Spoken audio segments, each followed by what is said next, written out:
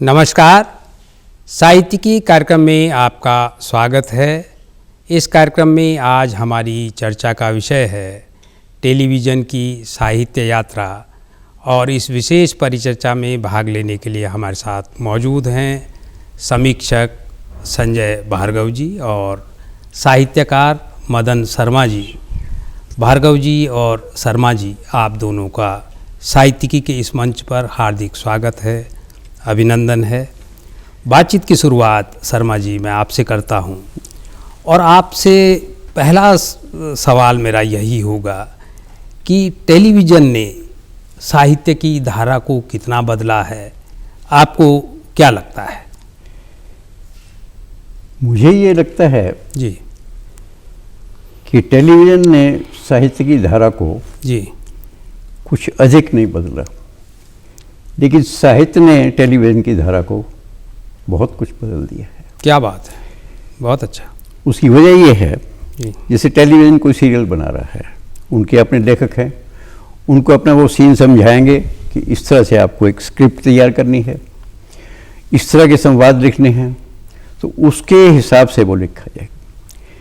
लेकिन जब साहित्य जो है टेलीविज़न में शामिल होता है, वो अपनी कृतियों को देता है, तो उसको मेंटेन करने के लिए उसके हिसाब से आगे उनको फिल्म बनानी पड़ती है या टीवी का शो बनाना पड़ता है। जी। अब आप देखेंगे, पिछले मैं दूरदर्शन की बात कर रहा हूँ, दूरदर्शन ने अच्छी कृतियों को लेके उन पे आधारित जो थे अपने सीरियल तैयार किए, टेलीफिल्में बनाई जी। और उस हिसाब से रामायण और महाभारत सबसे पहले है जी। और वो इतने लोकप्रिय हुए जी। कि लोग सारे काम काज छोड़ के रविवार के दिन इकट्ठे होते थे और वो सीरियल देखते थे। जी। तो रामानंद सागर ने रामायण तैयार की, बी.आर. चोपड़ा ने महाभारत तैयार की। अब उनको लिखने वाले कौन थे? अब महाभारत को कुछ संवाद लिखने वाले थे राही मासूम राजा, बहुत बड़े साहित्यकार थे, उर्दू के साहित्यकार थे जी। लेकिन इतनी अच्छी हिंदी उन्होंने लिखी जी। तो उन्होंने जो टेलीविज़न की भाषा थी उसको बहुत ऊपर उठा दिया जी। अब इसी तरह मनोहर श्याम जोशी थे जी। उन्होंने बुनियाद और हम लोग लिखी जी। और इतने दीवाने हुए थे लोग उनको कि सारे काम काज छोड़ के वो देखते थे जी। और मनोहर श्याम जोशी को मेरा ख्याल हमेशा याद करेंगे, जबकि वो अपना अलग लिखने वाले थे लेकिन फिल्म के लिए अलग लिखा जी। तो उनको जो योगदान है उसको कभी भूल नहीं पाएंगे जी। उसके अलावा जो अच्छे उपन्यास थे, डॉक्टर रांगे राघव थे। हाँ, रांगे राघव, उनके कब तक पुकारूं सीरियल बना, क्या बात है, इतना बढ़िया सीरियल था वो। मेरा ख्याल है उसके मुकाबले का कोई सीरियल नहीं बन पाया। निश्चित रूप से, कब तक पुकारूं। और इसी तरह से उन्होंने शानी का काला जल थी वो तैयार की। प्रेमचंद की जो थी गोदान उन्होंने बनाया जी, बहुत ही अच्छा था। और देखिए सत्यजीत राय के साथ मिलकर सदगति तैयार की, तो प्रेमचंद की कहानी थी। हालांकि प्रेमचंद की कहानी को जब सत्यजीत राय ने जब भी लिया, चाहे वो शतरंज के खिलाड़ी था, ये था, उसमें सत्यजीत राय ने बिल्कुल ही उसको परिवर्तित कर दिया, लेकिन एक उम्दा चीज़ तैयार की। तो इस तरह से मैं जो सोचता हूँ कि साहित्यकारों ने ज़्यादा बदला। तमस तैयार की, तपस के जैसे वो सीरियल जो है इतना बढ़िया था, निरानी ने उसको किया, गोविंद निरानी, और उसके मुकाबले का हो नहीं सकता। अब उसी तरह ये गुलजार ने मिर्ज़ा गालिब बनाई, तो उसकी भाषा इतनी अच्छी थी और उसकी तरह उसी शायरी लिखी। गुलजार खुद लिखने वाले थे, खुद बनाने वाले थे जी। तो इसमें तो मैं उस हिसाब से देखूंगा कि साहित्यकारों का बहुत सहयोग है टेलीविज़न को समृद्ध करने के लिए, और मैं दूरदर्शन को बधाई दूंगा इसके लिए कि सबसे अच्छे जो सीरियल थे और उन्होंने अब तक अपने स्तर को बनाए रखा जी। बाकी जो चैनल्स हैं जी। वो मेंटेन नहीं कर पाए जी। उनका तो ये था कि हमने इतने एपिसोड बनाने हैं जी। कहानी है नहीं है वो खींचते चलेगा उसको जी। उनकी एक टीम होती है, वो सोचती है कि आगे क्या बनाना है, फिर वो उसका वो लिखते हैं कि कहानी को ऐसे मोड़ दो जी। उसी तरह से वो जो अपने लिखने वाले वही लिखेंगे, वैसी संवाद लिखेंगे, तो इस तरह से चलता रहा जी। मदन शर्मा जी, आपसे बातचीत करते हुए हम अतीत के उस दौर में चले गए जब हमको भी अच्छी तरह याद है, संजय भार्गव जी इस बात को स्वीकार करेंगे कि वो एक दौर था जब पूरी साहित्यिक कृतियों पर बहुत शानदार सीरियल हमारे यहाँ प्रसारित होते थे। हम लोग, बुनियाद, तमस, भारत एक खोज भी एक बहुत महत्वपूर्ण सीरियल था। संजय भार्गव जी, मैं आपके पास इसी सवाल के साथ आ रहा हूँ कि एक वो दौर था जब इतनी शानदार कृतियों पर हमारे यहाँ सीरियल बन रहे थे। पहले तो आपसे ये जानने का मन है कि क्या आपको लगता है कि इन कृतियों ने समाज में साहित्य की धारा को बदला है, और अगर बदला है तो कितना बदला है? बतौर पाठक, आप तो एक गहरे समीक्षक भी हैं, बतौर पाठक, बतौर दर्शक आप क्या समझते हैं? मुकेश जी, जैसे विषय आपने जो है चिन्हित किया है, मेरा इसमें कहना है कि जो अच्छा साहित्य जो है एक मूल रूप से जो है एक आवश्यकता रही है कोई भी पटकथा के लिए जी। तो 1980 का यदि मैं दशक याद करता हूँ तो उसमें जो भी हमारे धारावाहिक आए, क्योंकि एकमात्र दूरदर्शन एक हमारा एकमात्र ही एक साधन था मनोरंजन का जी, टेलीविजन तो टेलीविजन का जी। तो एक तरह से टेलीविजन जो है एक परिवार और एक समाज को एक तरह से एक जोड़ता था जी। तो परिवार एक साथ, जैसे अभी मदन शर्मा जी ने बात की कि परिवार एक तरह से कुल मिला के इकट्ठा हो जाता था। तो सामाजिक और एक तरह से सभी चीज़ों को जोड़ते हुए जो है धारावाहिक आते थे, और जो समाज को एक तरह से जो है पूर्ण रूप से जो है एक समाज का प्रतिबिंब ही दिखाते थे जी। मतलब कोई ना कोई चीज़ एक हमें एक कहेंगे एक हमें शिक्षा देते थे जो भी धारावाहिक थे जी जी। संजय भार्गव जी, एक शिक्षा वाला पक्ष था जी, एक मनोरंजन वाला भी था, और एक बड़ा पक्ष ये था, मुझे अच्छी तरह मदन शर्मा जी याद है कि लोग जब उन सीरियल्स को देखते थे उसके बाद उन किताबों की खोज हुई। रांगे राघव की आपने चर्चा की। रांगे राघव उस दौर में सबसे ज़्यादा पढ़े गए जब कब तक पुकारूं सीरियल दूरदर्शन पर प्रसारित होता था, और फिर लोगों को समझ में आया कि कितना महान लेखक हमारे बीच मौजूद है। शर्मा जी, आपने अपने शुरुआती वक्तव्य में थोड़ा इस तरफ छेड़ा था, हम किसी आलोचना में न जाते हुए केवल मैं आपसे इतना जानना चाह रहा हूं कि आज भी हमारे यहाँ तमाम टेलीविज़न के जितने साधन हैं, जितने चैनल्स हैं, उन पर इस तरह की कहानियाँ आ रही हैं लगातार। एक तो उन कहानियों की साहित्यिक तासीर क्या है, और क्या आपको लगता है कि इस मिजाज को हमारे टेलीविज़न पर काम करने वाले जो भी निर्माता हैं, निर्देशक हैं, वो कुछ बदल सकते हैं? मुझे उम्मीद कम नज़र आती है। उसकी वजह यह है कि जो ज़्यादातर चैनल्स हैं जी, वो पैसा कमाने के लिए अपना काम कर रहे हैं। अब देखिए कि उसी तरह के वो, अब मैं किसी चैनल का नाम तो नहीं लेना चाहता जी जी, बढ़िया सेट हों जी, बढ़िया कपड़े हों जी, और चुस्त संवाद हों उसमें जी, खूबसूरत चेहरे हों, इन चीज़ों पे ज़्यादा ध्यान रहे। लेकिन उसके अलावा ऐसे भी हैं जो कि ज्ञानवर्धन भी करते। बहुत कम चैनल हैं जो अच्छे प्रोग्राम दे रहे हैं। तो ज़्यादातर जो देखा वो बिजनेस पॉइंट ऑफ व्यू से अपना काम कर रहे हैं जी, और वो कभी नहीं चाहेंगे कि अच्छी कहानी हमें मिले। वो तो कि चर्चेज ज़्यादा हों, एडवर्टाइजमेंट जिसमें ज़्यादा मिले, उस तरह के ज़्यादा। तो जितना वो ज़्यादा प्रचार करेंगे उतने उनको एडवर्टाइजमेंट मिलेंगे, और एडवर्टाइजमेंट बहुत ज़्यादा जब मिलते हैं तो जो वो दिखाते हैं वो बहुत कम हो जाता है जी, ऑब्वियसली।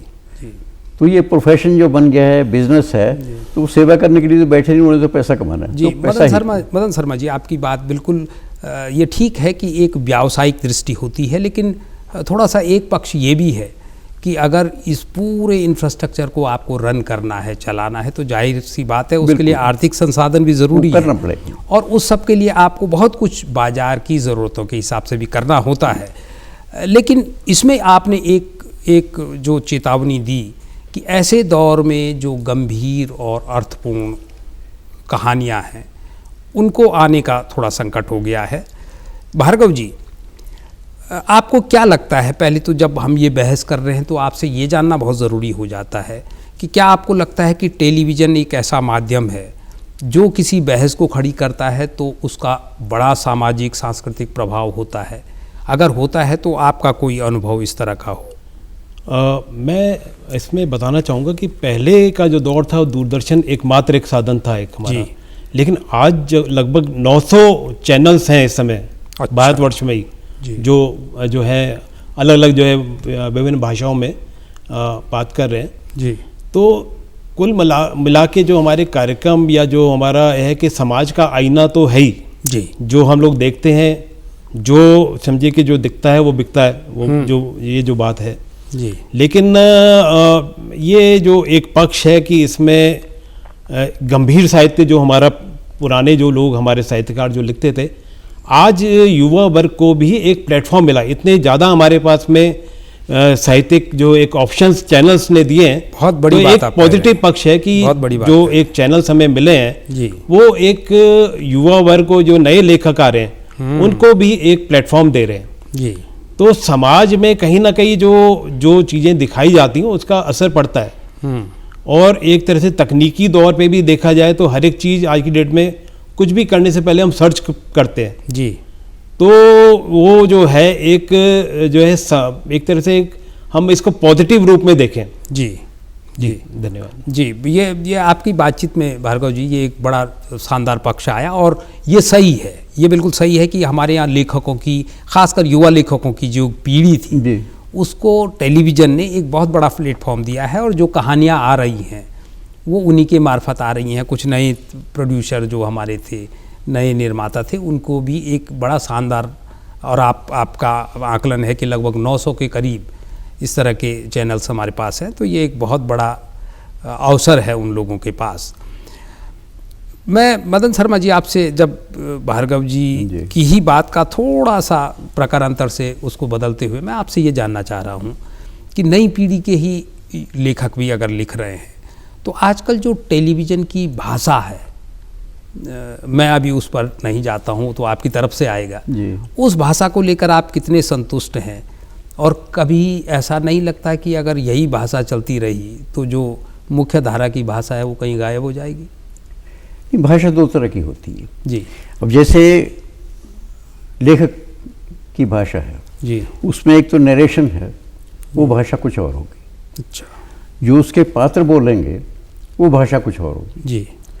पात्र कैसा है, कितना पढ़ा लिखा है, किस माहौल का है, या सिचुएशन कैसी है, उसमें अंग्रेजी के शब्द बोलता है, हिंदी के बोलता है, उर्दू के बोलता है, बीच में पंजाबी बोल जाता है जी। तो पात्रों की भाषा होती है।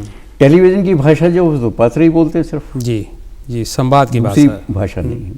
तो उसमें उपयुक्त है या नहीं है उन्हें उस हिसाब से देखना होता है जी। लेकिन कई दफ़ा हमारे साहित्यकार ही गलत भाषा का प्रयोग करते हैं और वही भाषा जो आ जाती है, जैसे कि मैं मेरी किताब पढ़ रहा हूँ, बताइए कौन सी भाषा है। अब कहते कि इन हालातों में हाँ। तो कई को समझाया जाता है कि हालत एक जगह सिंगुलर हालात होता है, उसमें हालातों कोई चीज़ नहीं होती। ऐसे ही जज्बा होता है, जज्बात होता है, जज्बातों कोई चीज़ नहीं होती। तो इन चीज़ों कई जगह हमारे साहित्यकार ही भ्रमित करते हैं। इसी तरह होता है मित्रों या मित्रों, जहाँ संबोधन होता है वहाँ मित्र होता है। अब जैसे मित्रों ने ऐसा कहा, वहाँ बिंदु लगेगा। अच्छा। तो इस तरह की गलती वहाँ भी हो रही है, लेखन साहित्य में भी और टेलीविज़न में भी हो रही है जी। तो कई जगह साहित्यकार जो है वो मिसगाइड करता है, वो खुद ही ठीक नहीं लिखता, तो उसी तरह वो टेलीविज़न में भी उसी तरह की बात जाएगा निश्चित रूप से। लेकिन अब देखिए कि राही मासूम रज़ा या कृष्णचंद्र फिल्मों में लिखते थे या और इस तरह के लेखक लिखते थे, ख्वाजा अहमद अब्बास खुद लेखक थे, तो उनकी भाषा में गलती होती। अच्छा, लेकिन आजकल ये बहुत भाषा कई जगह गड़बड़, लेकिन कई सीरियल जो बहुत अच्छी भाषा रहती है। अब जो अच्छे सीरियल में जैसे आपने भारत एक खोज लिखा, उसमें भाषा बिल्कुल सही थी जी। श्याम बेनेगल बनाने वाले जी, तो मजाल नहीं, अब जबकि वो हिंदी भाषी नहीं थे। हाँ, श्याम बेनेगल हिंदी भाषी, लेकिन भाषा में कहीं उनके गड़बड़ नहीं होते जी जी। तो इस तरह से साहित्यकार भी ज़्यादा जिम्मेदार हैं उस चीज़ के लिए जी, या जो वहाँ के लेखक हैं टीवी सीरियल बनाने वाले जी, वो उसके लिए जिम्मेदार है भाषा के लिए। जी जी। मदन शर्मा जी, मैं इसीलिए क्योंकि आप साहित्यकार होने के अलावा एक गंभीर भाषाविद भी हैं और भाषाविदों का ही अक्सर ये ये आरोप रहता है कि जो हमारा ये मीडिया है, खासकर इलेक्ट्रॉनिक मीडिया, ये भाषा को लेकर बहुत गंभीर नहीं है, इसलिए ये सवाल लेकर मैं आपके पास आया था। लेकिन भार्गव जी, पहले तो मैं इसी सवाल को अगर आपके पास लेकर आऊं कि क्या आपको लगता है कि समय के साथ भाषा में कुछ बदलाव आ रहा है जो आपको टेलीविज़न के माध्यम से भी देखने को मिलता है? पहले तो इस पर आपका जवाब मिल जाए। मैं कहूँगा कि कुल मिला के टेलीविज़न भी एक समाज का प्रतिबिंब है। बड़ी बात है।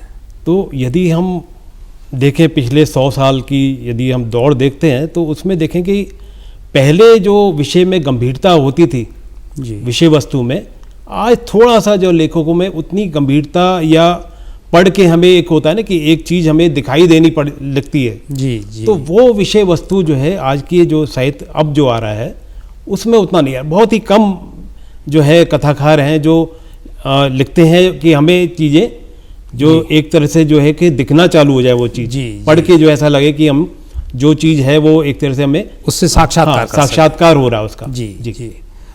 भार्गव जी, ये आपने बहुत एकदम नया पक्ष पकड़ा है कि वो जो पुराना इसी टेलीविज़न का जितनी भी यात्रा है अभी, खासकर भारत की परिधि में अगर हम कहें, तो आपका कहना है कि पहले जो लेखक थे उनकी भाषा में और उनके विषय की गंभीरता में और नए लेखकों की विषय की गंभीरता में कुछ परिवर्तन आया है। लेकिन मदन सर, मैं सहमत नहीं हूँ। हाँ, इसीलिए मैं सहमत नहीं हूँ। आज का जो लेखक है वो ज़्यादा गंभीर है, उसके बाद विचार ज़्यादा हैं, समाज से सूझने की शक्ति उसमें सामर्थ्य ज़्यादा है जी। तो आप कितने लेखक आपने पढ़े उस पर निर्भर करता है। ये कौन कौन लिख रहा है आपको मालूम होना चाहिए। अच्छी पत्रिकाएं कौन सी हैं, अच्छी किताबें कौन सी छपी हैं, उनको पढ़ने से पता चलेगा कि आज का लेखक जो है या कवि कितना गंभीर है। तो उसको पढ़ने की ज़रूरत है। ये आपकी तरफ से मदन शर्मा जी जैसे वरिष्ठ साहित्यकार जब मानते हैं कि उनके लेखन में वो गंभीरता मौजूद है। लेकिन संजय भार्गव जी,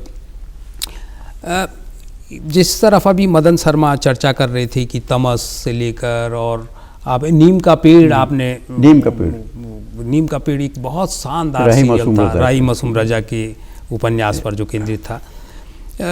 एक वो गंभीर साहित्य पर आधारित सीरियल थे, और एक हम आज के दौर के सीरियल्स देख रहे हैं। कहानियाँ वहाँ भी थी, कहानियाँ यहाँ भी हैं, पात्र वहाँ भी थे, यहाँ भी हैं, वही संवाद वहाँ भी थे, वही यहाँ भी हैं।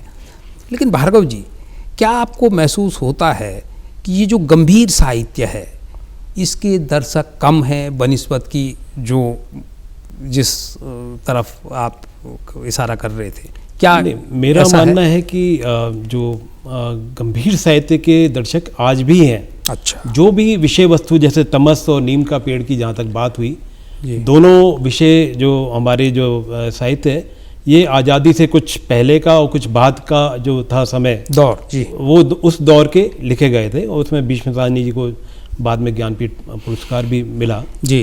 तो उस दौर के जो साहित्य थे उसमें एक जुड़ाव होता था। कोई भी हम साहित्य जो एक बार चीज़ों को शुरुआत करते हैं तो उनको बिना रोके हम लोग पढ़ के जो इसको ख़त्म करने की इतनी ज़्यादा विषय वस्तु में गंभीरता और एक कहेंगे एक जो एक कंटिन्यूटी एक बनी रहती थी जी, वो एक जोड़ती थी, मतलब एक तरह से जो है जोड़ती थी, पात्र को जो है जोड़ लेती थी एक आम आदमी में जी।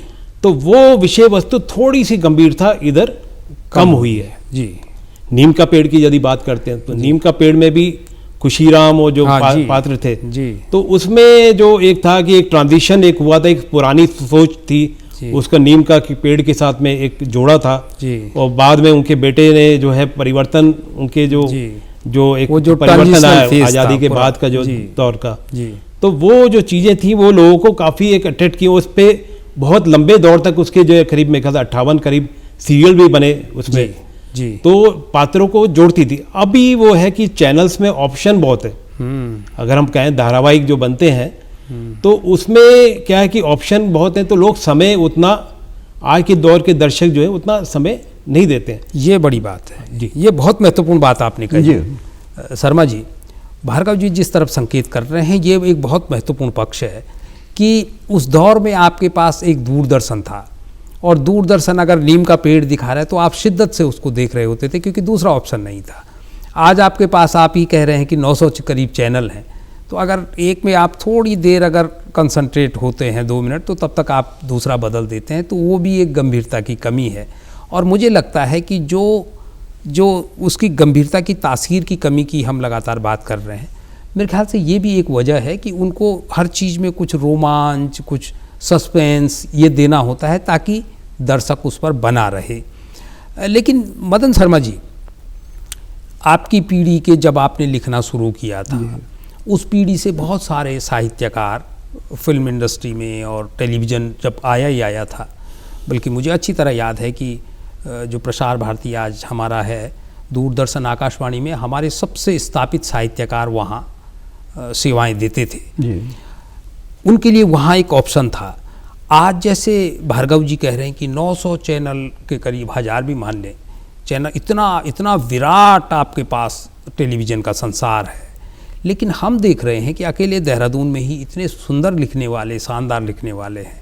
मैंने कभी किसी को नहीं सुना कि वो कोई सीरियल लिख रहा है या किसी फिल्म के लिए गाना लिख रहा है, यहाँ कुछ नहीं है या कोई संवाद। ऐसा क्यों है, क्या वजह है? जो चैनल चलते हैं जी, वो अपने हिसाब से चलते हैं। अच्छा, उन्हें इस तरह का साहित्य चाहिए ही नहीं। तो इस तरह का जहाँ पे सीरियल आगे बढ़ाते चले जा रहा हूँ कि हमने 700 एपिसोड करने हैं, 1000 करने हैं, तो कौन सा साहित्य और कौन सी भाषा और कौन सा जी पैसे देने हैं, उन्होंने काम कर रहे हैं, एडवर्टाइजमेंट देने हैं, आगे बढ़ाने हैं, तो कमाई का जरिया है। लेकिन इससे जो जिस तरफ, ये बिल्कुल सच्चाई है, हमारे वर्तमान की सच्चाई तो यही है कि आपने पहले से ही तय किया है कि कितने आपको सीरियल बनाने हैं। और इस तरह हिमांशु जोशी हमारे उत्तराखंड के ही बहुत प्रखर साहित्यकार रहे हैं, और हिंदुस्तान बनी उनकी कगार की फिल्म, कगार की आग, हाँ, टेलीफिल्म बहुत अच्छी बनी थी उनकी। कगार की आग पे तो हिमांशु जोशी ने, और लेकिन ये ज़रूर लगता है कि उस हमारे दौर के साहित्यकार उतना इन्वॉल्व अभी तक उस दुनिया में नहीं हो पाए हैं। और मेरे ख्याल से उसका एक बड़ी वजह यही है जो आपने संकेत किया कि वहाँ बहुत गंभीर साहित्य नहीं चाहिए। लेकिन फिर भार्गव जी, मैं आपके पास इस सवाल के साथ आ रहा हूँ कि अगर टेलीविज़न की दुनिया को बहुत गंभीर साहित्य नहीं चाहिए, एक बार के लिए मान भी लिया जाए, तो फिर ऐसा क्यों है कि कोरोना काल में दूरदर्शन को लोगों को घर के अंदर कैद रखने के लिए अपने वो सीरियल चलाने पड़ते हैं जो उस दौर में आए थे? भाई नए सीरियलों में ऐसा क्या था? तो मतलब जाहिर सी बात, ऑब्वियसली, तो क्या वहाँ पर ये सवाल हल्का नहीं पड़ जाता है कि वहाँ गंभीरता नहीं है? भार्गव जी, आपकी टिप्पणी।